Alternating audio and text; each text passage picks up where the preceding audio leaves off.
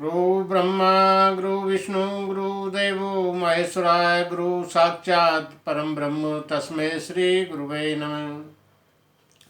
आज मैं आपको कुंडली में पितृदोष कैसे बनता है और उसका जातक पर क्या प्रभाव पड़ता है उसके बारे में मैं आपको बताऊंगा।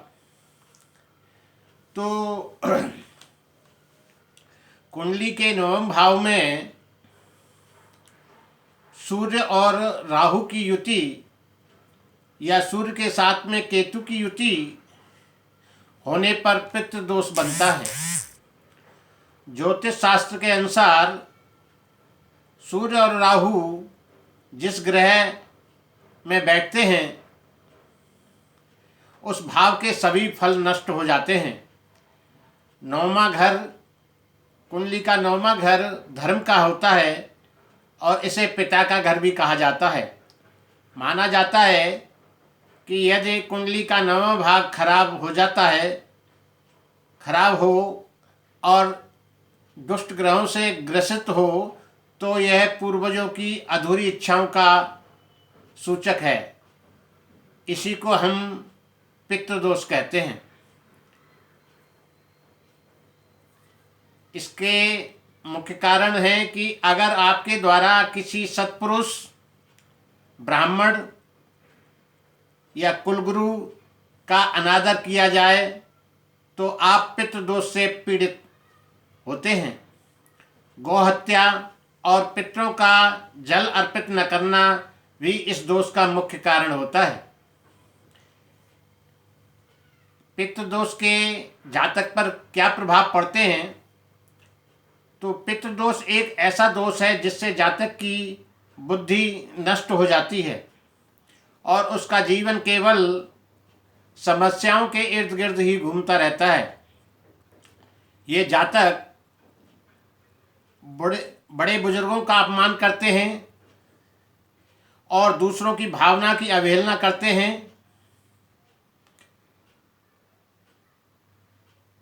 तो इन्हें पैसों की भी कमी भी रहती है और साथ ही अपने निजी जीवन में खुशी नहीं पाते।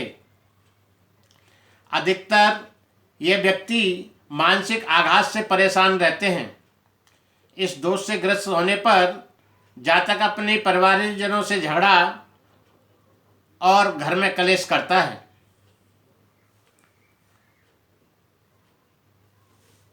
इसके क्या प्रभाव हैं वो मैं आपको बता रहा हूँ कि जिस घर या जातक पर पितृदोष होता है उस स्थान पर पुरुष सदस्यों की एक संख्या में कमी आने लगती है। परिवार में लड़ाई झगड़ा और कलेश का माहौल पैदा हो जाता है। इस दोष से पीड़ित जातकों को संतान की ओर से हानि उठानी पड़ती है। विवाह में देरी, संतान प्राप्ति में बाधा और पैसों में बरकत न होना जैसी समस्याएं झेलनी पड़ती हैं। ऐसे जातकों के घर की दीवारों से हमेशा टूट फूट एवं सीलन रहती है। यहाँ सूर्य की रोशनी कम पड़ती है।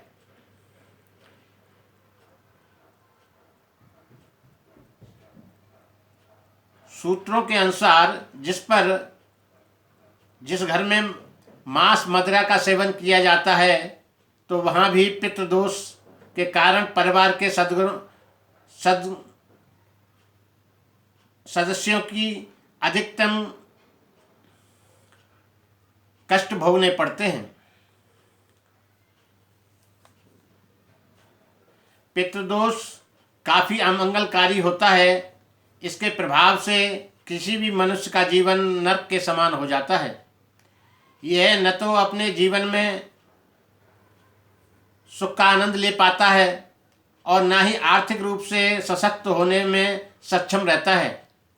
इस दोष के प्रभाव से बच्चों के विवाह में देरी, मानसिक पीड़ा और घर में कलह जैसी समस्याएं पैदा होती हैं। पितृदोष बड़ा ही कष्टकारी होता है, जिससे मनुष्य हर समय हार का सामना करता है। तो मैं ये जो आपको बताया, अब इससे होने वाले कुछ उपाय मैं बता रहा हूँ। इस दोष से निवारण हेतु घर की दिशा की दीवार पर अपने किसी स्वर्गीय परिवारीजन की तस्वीर लगाने से लाभ मिलता है। इस तस्वीर पर नियमित हार चढ़ाएं, उनकी पूजा करें। पूर्वजों को और बड़े बुजुर्गों के आशीर्वाद से बड़ी विपत्ति भी टल जाती है। यदि परिवार में किसी सदस्य की मृत्यु हो चुकी है तो उसकी निर्माण तिथि पर किसी ब्राह्मण या किसी गरीब आदमी को भोजन कराएं, और भोजन में भी मृत आत्मा की पसंद का कम से कम एक भोजन जरूर होना चाहिए।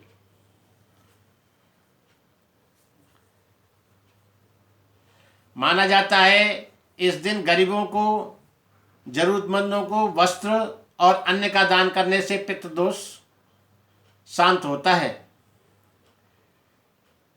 और इसके अलावा नियमित रूप से 21 सोमवार प्रातः नंगे पैर शिव मंदिर में जाएं और आग के 21 फूल, कच्चा दूध और बिल्वपत्र से भगवान शिव का जल अर्पण करें। इससे भी पितृदोष में शांति आती है। नियमित रूप से अपने इष्ट देव की पूजा करने से भी यह दोष समाप्त हो जाता है। घर में शाम के वक्त दीपक जलाएं, विष्णु भगवान के मंत्र का जाप करें। श्रीमद् भागवत गीता का पाठ करने से भी पितरों को शांति मिलती है और दोष में कमी आती है। दोस्तों, अगर मेरा चैनल आपको पसंद आए तो जरूर इसको लाइक करें और सब्सक्राइब करें। नमस्कार।